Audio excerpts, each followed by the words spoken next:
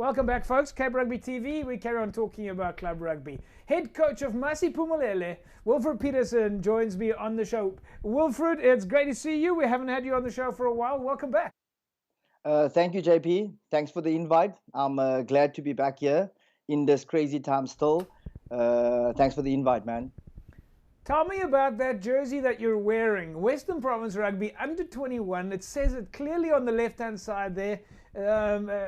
Where does this jersey come from? Tell me about the story. There has to be a story behind this. Yeah, there's definitely a story behind this jersey. JP, I always said, most of my friends said, whenever you get interviewed, you speak about the farm boy.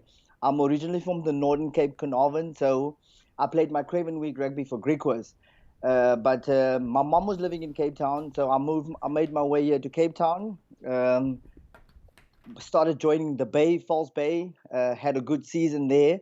And then I was a scrum half, going to trials as a scrum half. By that time, John Ockers was the Springbok under 19 scrum half. He broke his wrist, so I sneak into that team under 19. Under 21, I changed my position. I went from scrum half to fullback, and I made the starting lineup. That was the year played with John de Villiers, Skalk Brits. Those boys, we had an amazing season, and that was the start of my rugby career at Western Province. So this jersey is very dear to my heart. It's fantastic. I mean, I've got an actual Western Province, although we've spoken to a lot of guys, but it's great to see this. I mean, I love the fact whenever we talk to a coach that they played for Western Province. You know, we've had a number of coaches that have come through the ranks, and that really is great. That connection is fantastic. But tell me a little bit about Masiphumelele. I mean, it's been difficult times. So we've spoken to some of the guys from that side, and of course we know it wasn't so long ago that Masi went through some, on top of COVID, some difficult times with a fire that was out there. But have you been able to stay in contact with the players? Yes, JP. It's difficult. Like I say, it's a township club. It's underprivileged. Most of the guys, not most of them, some of them, say 50% of my team, are kind of semi-professional. Some of them work in gyms, are personal trainers, and they're doing what we can do. We're on a WhatsApp group, so I send through some programs, and some of them do it. It's difficult to train when there's nothing to train for. I think, and that's the tough thing. You've been training since last year, but there's no game, and there's no game coming, and people get a little bit despondent. But there's a core group that keep us grounded and focused, and the guys are doing what they need to do. Like you said about the fire, it hit us quite hard just before Christmas. There was a fire in Masi, and most of the players lost a lot of their housing and accommodation and valuables. The club got nicely involved. We raised some money. We'll be able to help these guys to put some form of structure so that they can just be safe. So it's tough times, but these tough times don't last. Tough people do last, and it shows me that as a community, when that fire happened, even in the tough times, and I know everybody's going through a tough time, everybody's struggling, finances are a little bit tight, but as a community, we got together nicely and we pulled through for these Oaks. So that's what I love about township rugby. That's what I love about community rugby. No matter how much money is involved, people, when it comes to the need of people stand together, and they did some amazing things for the players. So yeah, we're lucky, we're fortunate to have a good management team. Like Masi was on top a while ago, and now we're looking to get back onto the top. As a coach of Masi, I coached one game last year. We played against Retreat. We pumped them 46-12. So I'm unbeaten, 100% record. Looking forward to this year. I was excited to get onto the field. But we got to do what we can. So you're, of course, involved also personally in the fitness industry. Yes. Which means that if you, as someone who has to guide people to keeping fit and staying motivated and staying healthy, means you have to have a good understanding of keeping them motivated. Has that helped you in your knowledge of communicating with your players and understanding that it's difficult to wake up in the morning and be disciplined enough to go train, and it's your job to convince them to get up and do it? To get up. Yeah, you see, JP, that's the difficult part. When you're in Masi, the kind of player that's in Masi, it's builders, it's welders, it's hard-working, hard laborers. So these guys are committed to working, and they do tough jobs, and they're strong boys. The core group, there's about 20, 15 guys that's youngsters that's coming through that got education. When you come to a club like that, education not everyone went to school, not everyone got studying, so it's circumstances are a little bit tough. But the educated bunch that we keep them motivated. They keep on doing. We meet sometimes for hikes, just to keep together. And yeah, that's literally all we can do. We can't even go to the field. We understand, of course. I mean, from Masi, to the field. Yeah, it must have been extra difficult for Masi as well, because especially over the last 2 months where there's been no access to the beach. I mean, you guys live in one of the most beautiful environments with the Noordhoek Beach right there, where you'll be able to do all your fitness and exercise, and there's been no access allowed to that. I mean, that has made things even more difficult. More difficult, man. Look, like I say to my players, we got to control what we can control, and it's sometimes easier said than done.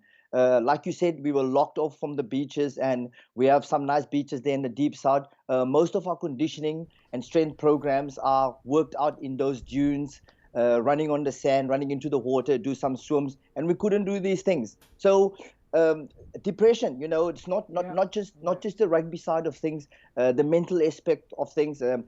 I've a lot of players through some tough times. I've lost a couple of players through COVID. So man, it's been tough. It's been a hard time. But like I say, I motivate the players. Let's live in the present. Let's live in the now. And all we can do is be positive. There is a light in the end of the tunnel. We don't know how long it's going to take us to get to that light. But as long as we can see the light, the only thing we can do is move forward. That's fantastic stuff. Of course, we know that there's no game scheduled yet. We don't know when the next game is going to be. But we've been asking this question for our clubs, and I've been now asking this question to everybody that's joining me on the show. We had this chat about derbies and the big derbies in club rugby, and the response we got back from people was just incredible. The amount of derbies that people told us about, and so we're asking every club that question. What's your biggest derby? What's your favorite derby? From your side, from your players' perspective, what would you say is the biggest derby for Masi? I think our biggest derby is Peninsula and Retreat. Because we a club that's all close to each other, and we kind of fight for all those players. So for the past year, Masi's been amazing, but then also things happen, so we've lost a lot of players. But now that I'm back, I see myself as a more of a people's person. I know how to approach and how to get these players back. So I'm fighting as hard as I can to get most of these players back. I know Peninsula is quite a tough game because they're inside center. I'm interested in him, and he's one of the golden boys there at Peninsula. You've been giving us all your trade secrets away, Wilfred. Yeah, man. There's not really secrets. I made it open. I made it open on Facebook. I spoke about it I'm really interested into having this guy to come and play.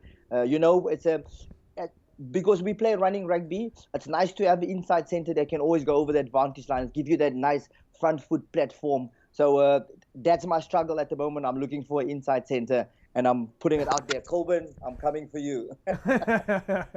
Wilfred, that's fantastic. It's such a pleasure to see you with such a big smile on your face. I know that anybody that's watching you right now and watching the show is smiling with me. And thank you. It really is great. So we'll say to you and everybody else out there, stay safe. We can't wait to see you back on the park, but we know that in your hands they're going to be conditioned and healthy when the time does come. Yeah, they will be super fit. We'll be ready to rumble when the time comes. If they say you can go, like I said to my players, when the call comes, you mustn't get ready. When the call comes, we should be ready. So there's only 23 spaces available in that first team squad. Since me being at the club, the numbers have grown immensely. So like I said, 23 places available. So the 23 players that's fit enough will get that jersey. And once you have that first team jersey, it's difficult to give it away. So for all the Masi players out there, make sure that you're fit. You want to be in that first 23 to make it very difficult for me to drop you or pick players from the second half. But thanks for the invite, JP. We're looking forward to an amazing year and looking forward to do some amazing things with Cape Rugby. I know you guys work hard. We got to say thanks to you for keeping us going, for keeping us connected, for keeping us looking forward to, even if we just talk, but at least, this is what rugby is about: friendship, mingle, and a couple of beers afterwards. At least the beers are open. Thanks, Wilfred Pieterse, head coach in Masiphumelele. What a gees. They're carrying on under difficult conditions, and of course with a passion like Wilfred has, we know that the Masi guys are being looked after. Right, folks, as you know, on a weekly basis you can win yourself a case of Score energy drinks. So up for grabs, a case of Score energy drinks. As you know, it is a triple hamper at the moment. It's a case of Score energy drinks. We include in that a case of Bashu's cool drinks, and then on top of that we throw in a set of Cape Rugby TV masks courtesy of CTC Sports, right? So it's pretty simple. All you need to do to win all three of these is SMS the word SCORE that you see here on the Score energy drink can. Just SMS the word SCORE to 33090. There, in fact, you see it behind me right now on the screen. Just SMS that word SCORE to 33090, and you put yourself in the mix to win a case of Score. Congratulations to last week's winner, Albert Brown. Albert, somebody from Cape Rugby TV is going to be in touch with you to work out how you can collect your case of Score, your Bashu's, and of course your set of Cape Rugby TV masks. Congratulations once again. Folks, we'll take an ad break. When we come back from a break, we'll carry on taking a look at what's happening in the world of club rugby. Back in a sec.